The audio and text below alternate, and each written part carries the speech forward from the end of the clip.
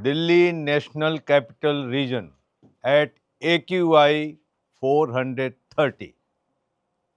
Do you still think that we have a vision to encounter pollution? There is a war going on in Europe for last 3 years, 9 months and 2 days. Do you still think that we have a vision for world peace? What is vision? Vision is not a mundane thinking like your education, your career, your marriage, your family, your wealth. These are brief stopovers in the journey called life. Vision is a mega dream, magnum opus, which we see, which we remember forever. That's vision. Vision is not for the self, vision is for the humanity. If you can dream about humanity, you are a visionary. Then, how a vision is seen? What is a mega dream? Let me quote you how God made this earth. Earth was revolving, it was a hot molten lava, red hot. It was somehow cooling down. Somebody asked God, what next? He says, see. God crumpled the earth with his bare hands, and there were mountains, smaller hills, valleys, plains, deltas, basins, and a deep pit known as ocean. Is why this God poured some water. It went into the ocean in a jiffy. Oh, something has gone wrong. Next time, God made forms of water. There were vapor, there was steam, there was snow, there was ice, there were liquid form, and again poured water. It stayed for a while. God said, hold on. And then God did, made various depositories in the earth for water. There were glaciers, there were ponds, there were lakes, there were rivers, and somehow the water started staying in. Then he made seasons to play with the water. During winters, there used to be snow, there used to be deposition on the glaciers. During rains, the water used to fill the ponds in the subterranean shelf, in the aquifers, and during summers, it used to evaporate. That's how God made hydrological cycle for you. Then God made gaseous cycles. There was an oxygen cycle, there was a nitrogen cycle, there was a carbon dioxide cycle. And that is how, when somebody asks, what do you think next? He said, now let me give you life. That was 3.8 billion years ago, I'm talking about. God made life. And then he said, who is going to feed it? God said, I'm not going to feed it. It's going to be self sustaining. And God made one miraculous molecule. Today we know it by the name of chlorophyll. He said, go, now sustain yourself. 3.8 billion years ago. Until date, this miraculous molecule chlorophyll is sustaining us. We have not made any food stuff. This science has not made any food stuff. This science has not made any gas in which we can breathe. It's all given by the nature. Oxygen, carbon dioxide, chlorophyll. That's how we breathe and sustain ourselves. Now I'm saying is 4.5 million years ago, this earth was made. The Industrial Revolution took place in 1860, and in just 185 years, we have damaged this earth, irreversible damages. During this period of 185 years, we have raised the earth's temperature by 1.5 degrees Celsius. And you still think that we have a vision to save this earth? How many of you know about vellum? Can you place your finger where the vellum is? What happened in vellum in last 10 days? For 10 days.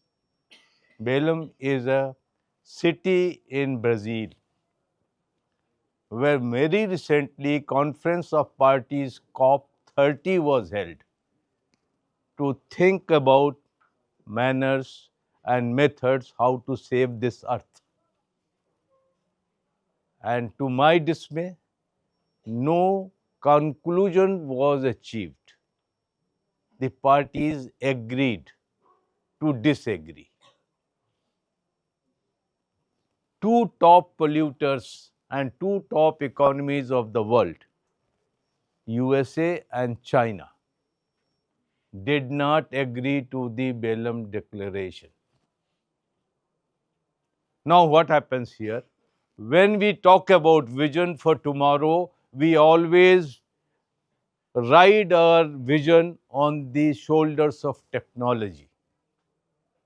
Technology is not so dependable. We have forms of technology, generations of technology, and each new generation is touted as it is very efficient, it is less toxic, it saves time. It means what?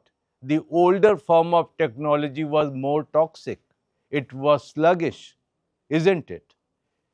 The today's technology, there is a major drawback that it is becoming efficient. In other means, it is going to cut cost, and in other means, it is going to cut jobs, and that's what we are seeing. When we complain that AI is robbing us of our jobs, is what? The technology is efficient, but it does not have a human approach. So let technology be your slave and do not permit technology to enslave you. So all your visions, if we are riding on technologies, are bound to go wrong. Why I'm saying so? Military technology and civilian technology are same. All technologies have dual use. Why warfare is favored by the technology?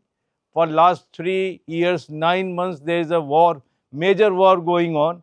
Same technology which is used in civilian applications is being used in warfare.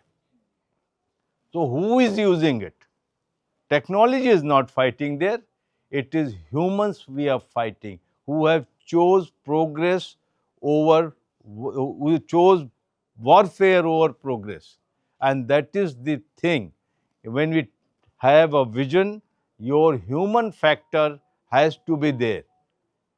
Unless the human prejudices are removed, your vision is futile. So our aim or that technology is going to better our future or tomorrow is wrong.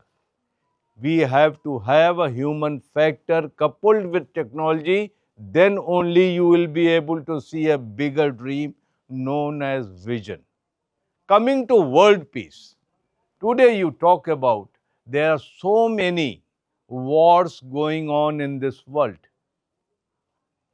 The superpowers, they are busy fighting wars.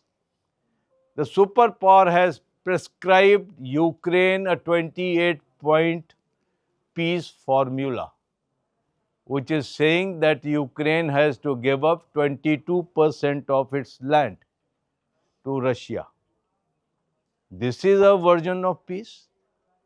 That's why I say, is there a vision for world peace and environment? Because environment does not know any boundary.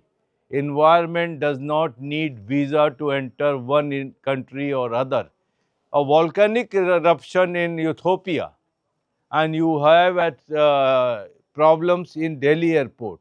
Flights cannot land because that volcanic ash in Ethiopia has traveled to Delhi, to Maharashtra. Do they need any visa? Similarly, if the nuclear holocaust takes place in Russia-Ukraine war, do you think nuclear fallout will not reach India or any other part of the world? So this is what it is, that tomorrow we are not having vision, we're talking about environmental degradation or world peace. Another thing is that many wars have been fought over natural resources. Even today, if there's a war, we always say that country has got oil reserves, that's why there's a war. As environment degrades every day, there will be more wars. There may be wars for water. So again, we have to recalibrate our thinking about world peace and environmental protection. I am particularly concerned about environment because ancient wisdom, religious texts all say that man is custodian of environment. We were made by God to look after this earth. We were made by God to look after this life form, plant, animals, everybody. That's why we were given a cranium which has got 1400 cc brain. We were given so that we have compassion for other forms of life. We did not do our duty. Earlier we used to say, Prithvi Mata hai. This earth is my mother. Today we are obsessed by self-preservation. We are obsessed by self-preservation. A decade ago or 2 decades ago, we were thinking about passing on this earth to our next generation. But today, sadly, it is self-preservation. If there is a last bottle of oxygen left on this earth, and somebody asks me, what would you do with this bottle of oxygen? I would say that I will inhale myself. I will not leave it to my generations. This is the sorry state of mind the humans have come to. This is why if you have a vision, then you can traverse to reality. But for world peace and environmental protection, you have to have a clear path and you have to think from your heart and brain. Not only technology is going to help you. Thank you very much.